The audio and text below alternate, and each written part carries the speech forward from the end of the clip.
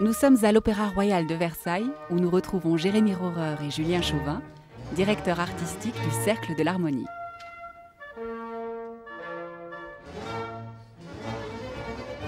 L'ensemble répète sa dernière production, Amadis de Gaulle de Jean Chrétien Bach, dans les lieux mêmes de sa création en 1779. En fait, ce projet d'Amadis, il est né d'une envie très très forte d'un groupe d'amis, d'un groupe de musicologues, de musiciens qui s'intéressaient à la figure malheureusement oubliée de Jean Chrétien Bach. Alors, Jean Chrétien Bach, c'était le vilain petit canard de la famille Bach. Il a toujours eu une sorte de complexe d'infériorité à la fois vis-à-vis de son père, mais aussi vis-à-vis de ses frères. Et du coup, il a évolué de manière marginale dans l'histoire de la musique. Et tout en évoluant de manière marginale, il a été un des principaux pères spirituels et intellectuels et musicaux de Mozart.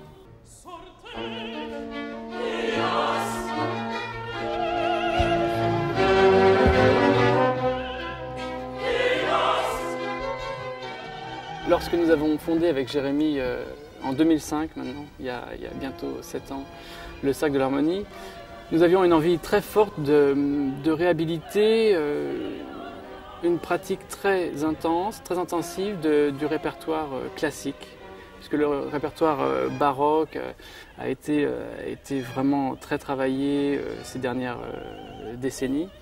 Et il est vrai que nous avions envie de redonner un souffle, ou en tout cas de retravailler en profondeur le répertoire classique. Donc je parle bien sûr des grands viennois, que sont Mozart, Haydn, Beethoven, mais sans oublier toute la partie des compositeurs français de la fin du XVIIIe, qui sont pour le coup un peu moins connus.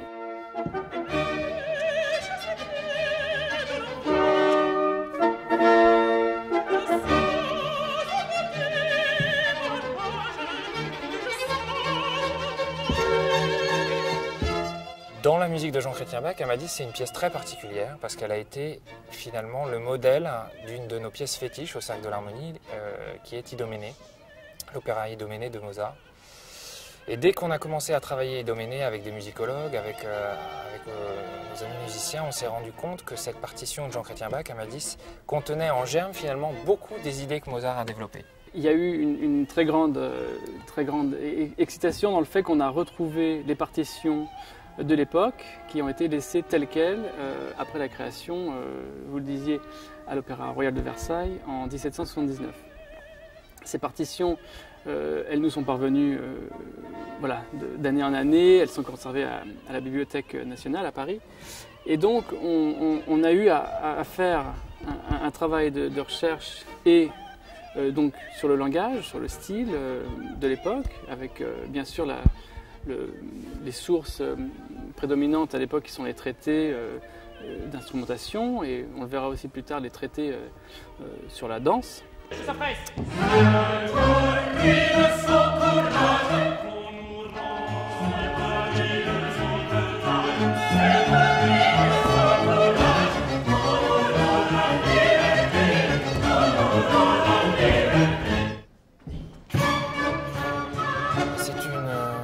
C'est absolument fascinant ce que le lieu dégage comme énergie.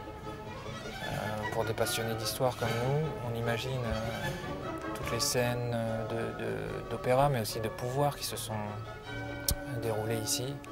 Les intrigues, les apparitions du roi, les clans, tout ce qui a fait finalement le XVIIe et le XVIIIe, tout ça est extrêmement présent dans ce décor. On a peine à croire qu'à un moment ou un autre, ici, Louis XIV est apparu, Marie-Antoinette, et pourtant c'est le cas.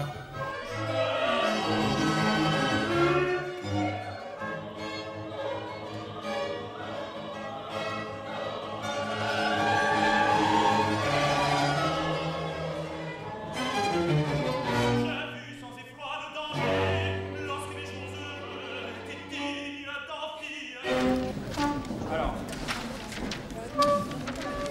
je reviens à la scène 2. Il y a quelques... C'est très bon, hein. Il y a quelques endroits qui sont... C'est un projet qui a été pensé à deux.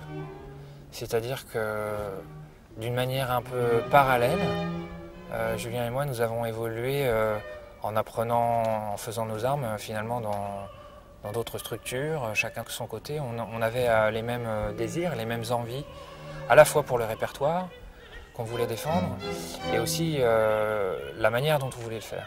Ça a rendu possible l'utopie du Cercle de l'Harmonie au départ, et c'est ce qui le soude, ce qui le rend fort jour après jour, c'est le fait qu'on qu'on évolue ensemble, on discute ensemble, mais toujours à partir de la même exigence fondamentale. La plupart des musiciens eux-mêmes ne connaissent pas cette pièce. Donc, en fait, ce qui va sortir d'une période extrêmement longue de répétition, d'un mois, un mois et demi, ça va être très tendu, puisque normalement, c'est le public, en général, qui ne connaît pas une œuvre ou qui va découvrir une œuvre. Là, il se trouve que le chef, les musiciens et les chanteurs découvrent en même temps cette œuvre.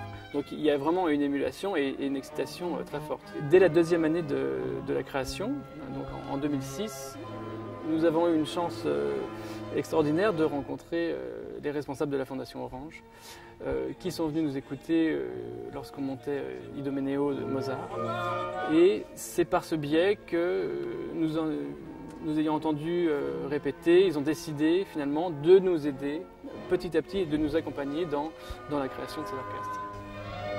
Et puis la beauté de ce soutien, c'est qu'il s'est transmis tout à fait naturellement et spontanément d'Olivier Tcherniak à Mireille Levent, qui a tout de suite compris à la fois l'intérêt de notre projet et qui s'est tout de suite enthousiasmé pour lui et qui nous permet de continuer à exister dans des conditions idéales, encore une fois grâce à la Fondation. Amadis, assurément.